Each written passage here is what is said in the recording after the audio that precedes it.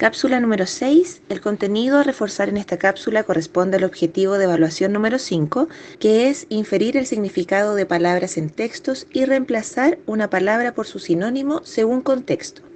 Esta cápsula es para segundo ciclo medio de lenguaje para Good Neighbors. Comenzamos aclarando que el vocabulario está constituido por el conjunto de palabras que conforman un idioma. También es el conjunto de palabras de un idioma que son comunes o particulares de una región determinada. Por ejemplo, en el norte de Chile tenemos un acento y ciertas palabras, y en el sur de Chile tenemos otras palabras distintas. Si venimos a la zona central, también hay palabras diferentes, por lo tanto cada zona tiene diferentes vocabularios. Si bien nos regimos todos por un vocabulario general en común, hay palabras específicas para cada zona. Ahora también es importante mencionar que un amplio vocabulario es siempre una aptitud muy valorada en las competencias comunicativas de una persona y en las habilidades de pensamiento, puesto que a mayor vocabulario, mejor va a ser la calidad de mis ideas. Entre los tipos de vocabulario encontramos el vocabulario activo y el vocabulario pasivo. Si bien es cierto, todas las personas conocemos muchas palabras, hay algunas palabras que dominamos a la perfección y que podemos utilizar con toda soltura en una oración. Sin embargo, hay otras palabras que conocemos vagamente su significado y que no siempre nos atrevemos a utilizar porque no conocemos completamente lo que significa. Y de aquí se desprenden entonces el vocabulario pasivo o receptivo, que es aquel que nosotros podemos comprender, podemos desprender la idea general, pero no podemos utilizar necesariamente para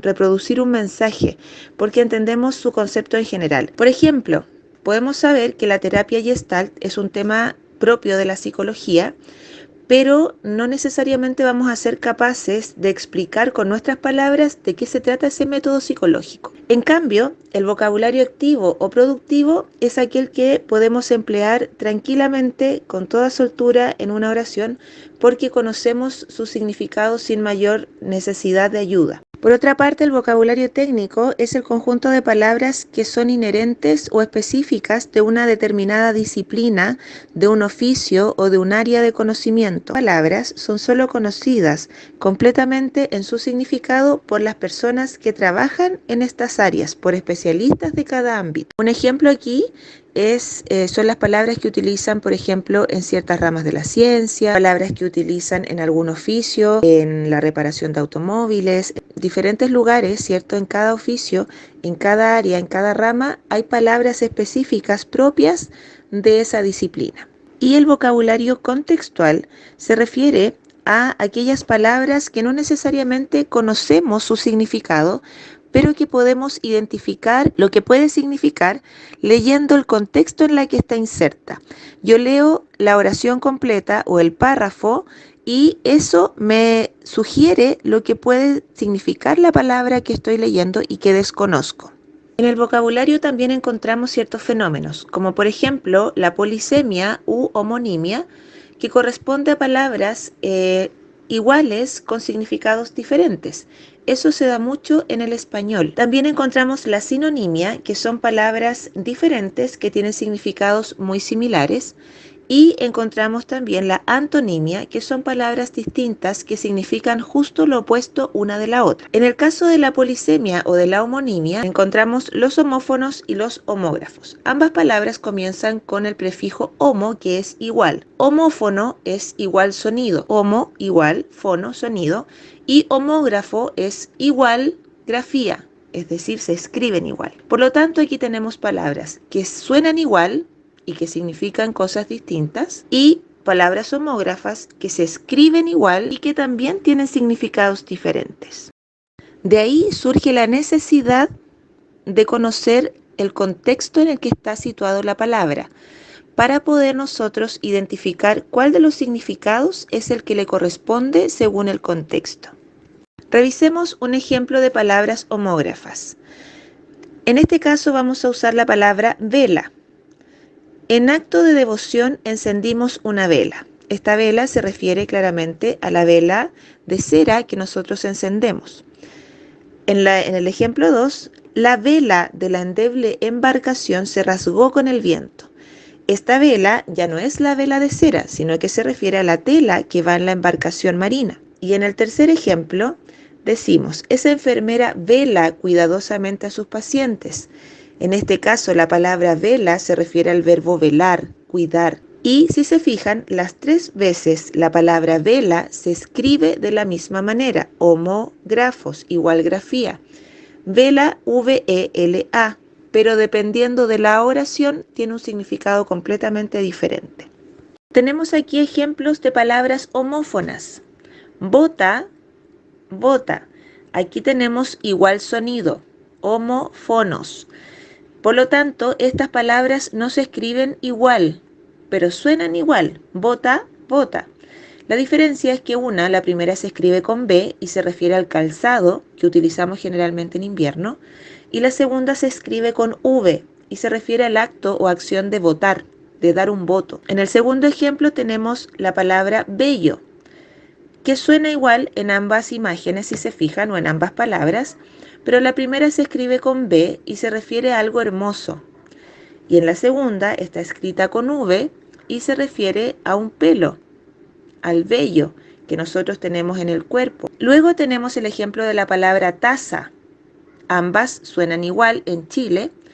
En España esto sería distinto porque ellos pronuncian la Z y la C con la lengua fuera de los dientes y por eso en ellos suena distinto. Veamos ahora un ejemplo de sinónimos. Ayer disfrutamos de un bello, hermoso, bonito, lindo atardecer. Esas 4 palabras que están destacadas en colores son sinónimas. Son palabras diferentes que tienen significados muy similares. Y aquí tenemos ejemplos de palabras que son antónimos. Palabras diferentes que significan justo lo opuesto una de la otra. Cuerdo, loco. Norte, sur. Es justo lo contrario, ¿cierto? Frío, lo contrario de frío es caliente. ¿Se fijan? ¿Cómo se evalúa el vocabulario contextual? En una prueba ustedes se pueden encontrar con la necesidad o con la solicitud de reemplazar la palabra que está destacada en la oración por una de las palabras que están disponibles en las alternativas. Y la dificultad radica en que usted debe elegir la palabra que reemplaza la subrayada o destacada sin que ésta cambie el sentido de la oración. La oración debe seguir diciendo lo mismo, debe seguir significando lo mismo. Por lo tanto, aquí radica la importancia de conocer el vocabulario contextual y de conocer los fenómenos que acabamos de estudiar. ¿Cómo podemos solucionar este tipo de preguntas? Pero y más importante es leer el texto completo, todo el párrafo o la oración. Luego, leer con más atención y detenidamente la oración en la que está la palabra destacada, que es la palabra que debo cambiar o reemplazar. Luego, debo tratar de inferir, de deducir lo que posiblemente puede significar esta palabra si es que la desconozco. Y finalmente, selecciono la alternativa con la palabra que no cambia el sentido de la oración. Veamos un ejemplo.